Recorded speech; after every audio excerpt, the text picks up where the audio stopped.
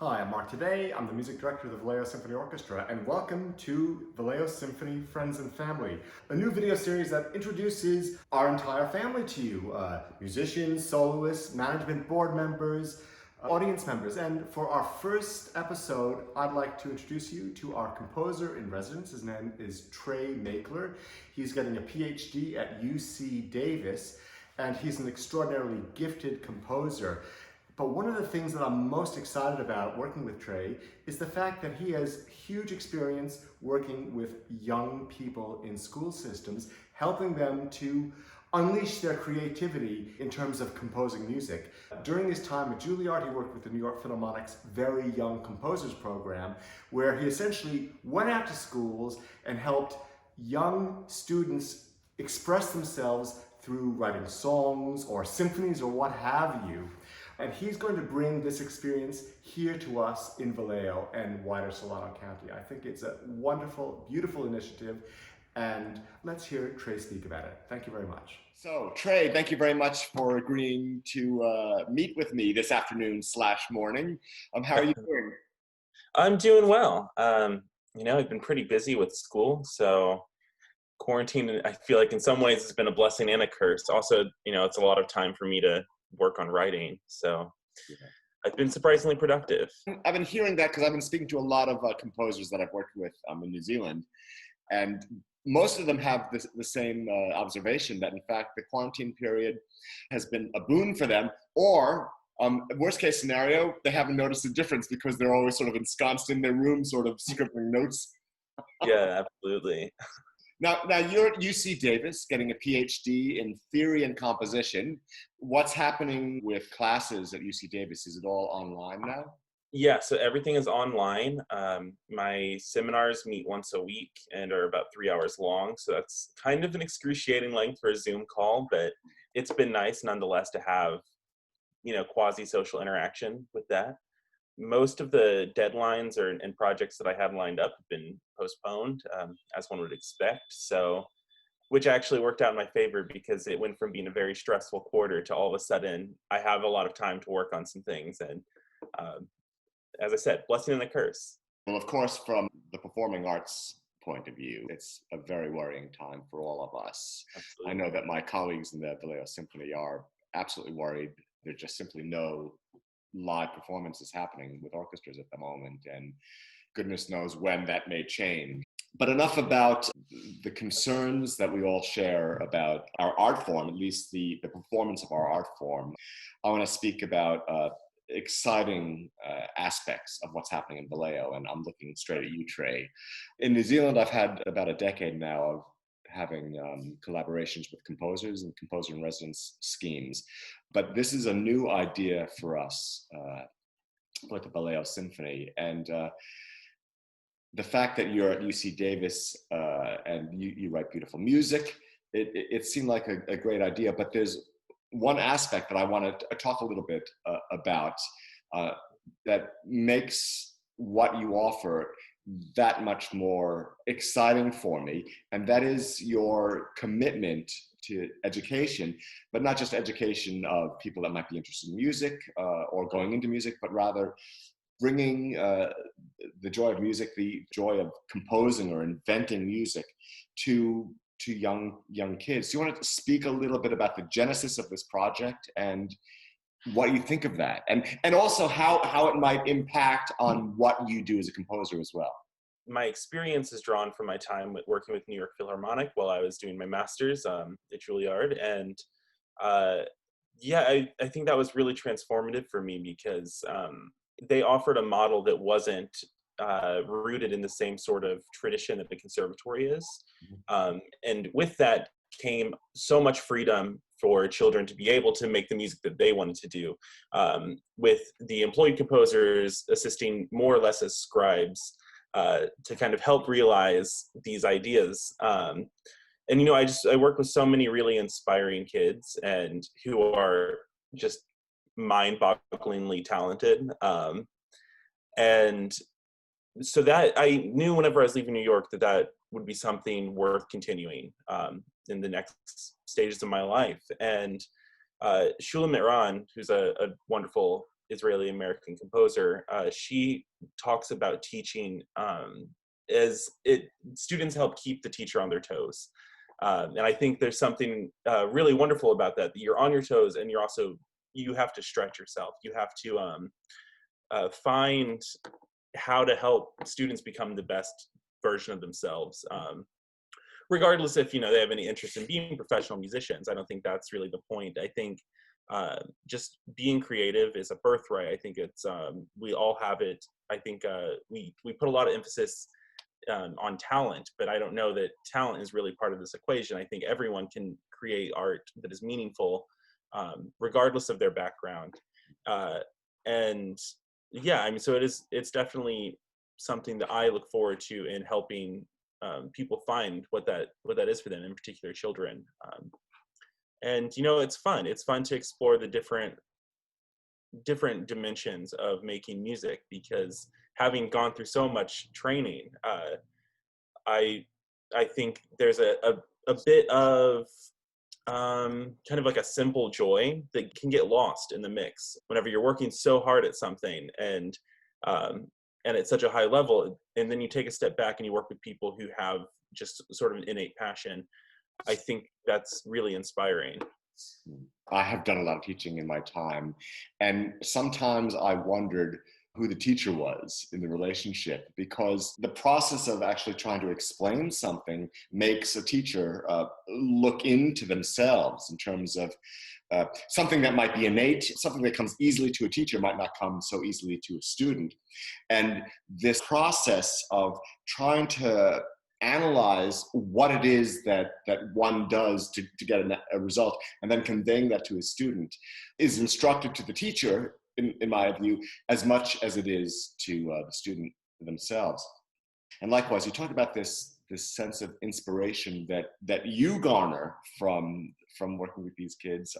Certainly, that's been my experience in education as well. One of the things about this idea that I'm really excited that you're on board and that we can bring to the people of Vallejo and Solano County, and hopefully wider field, is the fact that this is a music to schools scheme that isn't being done in the Bay Area as far as I'm aware. There are a few really small programs, but nothing quite like this from what I can tell. And none of the major orchestras seem to be supporting composition education, although San Francisco Symphony does a lot with getting music in the schools and performers in the schools. But that seems to be the case often, that orchestras are much more focused on enhancing performance and performers and exposing children to that aspect of music making, as opposed to the act of creating. And I think both of those have a really important place in one's journey through music. Like music itself, there are two ways of looking at it. What's music? Is it the score or is it the performance? Oh, of course, yeah. Things like that. But with regard to this idea of teaching performance or teaching composition, in a way, it doesn't matter if they want to be musicians or not, because it might not be teaching music per se. It's actually teaching things like lateral thinking, yes, problem solving.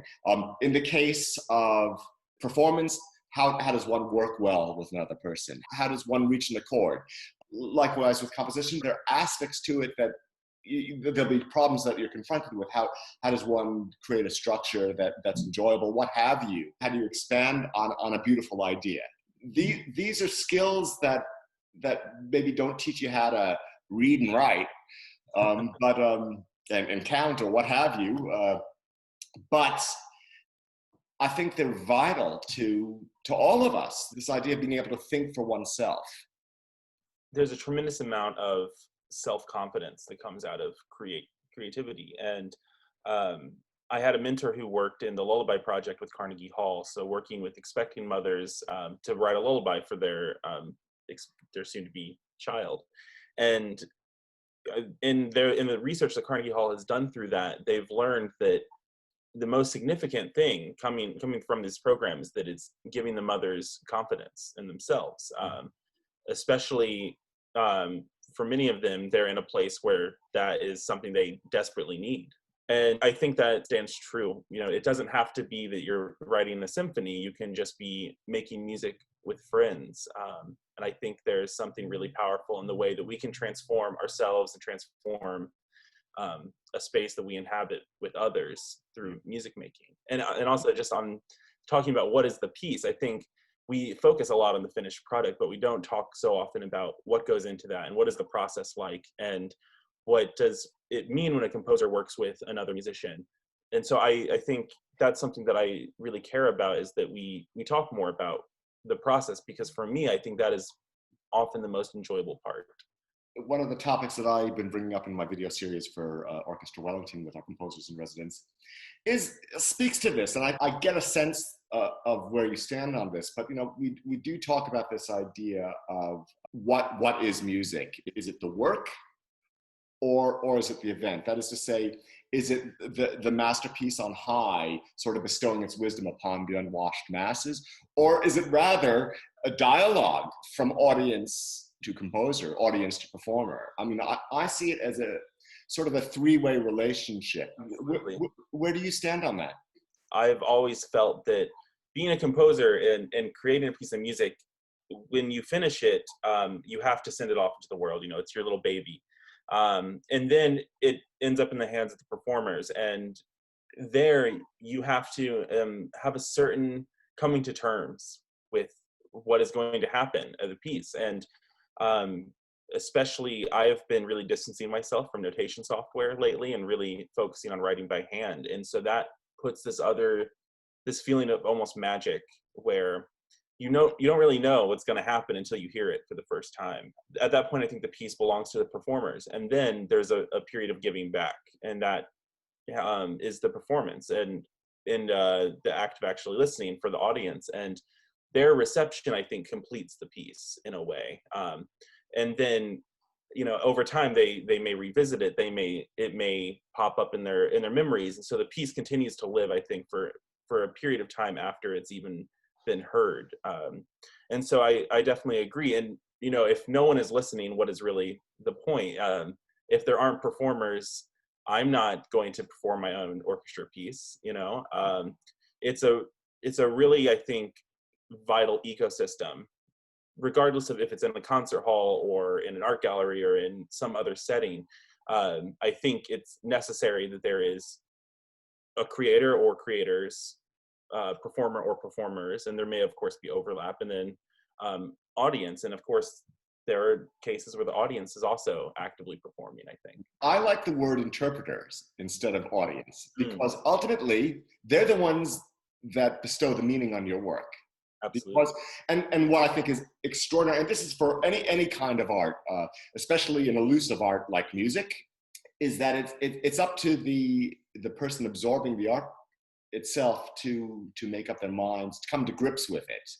And what I think is extraordinary is that you might have a hall of 500 or 2,000, what have you, experience the work, and they might all love it, but every single interpretation will be different. And no doubt, every single interpretation that the interpreters have of it is totally different to what you might have had in mind. I do think it's important that the audience comes to their own meanings in it. And what you're saying makes me think about an exercise I've done in teaching, where sometimes we'll just listen to music and I'll ask kids to just draw whatever comes to mind. And maybe we'll just listen to one big piece. Maybe I'll cycle through a kind of a wide collection of different genres in music. And it's always just really fascinating to me. And so then we'll turn it into sort of a living art gallery, and we'll walk around the room, we'll listen to the music, and we'll see what everyone did. And not only how unique so many of these ideas are in these receptions, but also the surprising overlap that can happen. Maybe these two kids are sitting across the room, but they both have really profound experiences that are actually mirrored in how another person heard it. And so, yeah, I think that's one of the most beautiful things about music, is that it is ultimately up to the listener and how they interpret it. Yeah. There's a collaborative nature to the performance and reception and composing of music. looking at your career, you not only collaborate, but you also are interested in exploring other artistic pursuits. I know that you write poetry. I know that you're very inspired by movement and dance.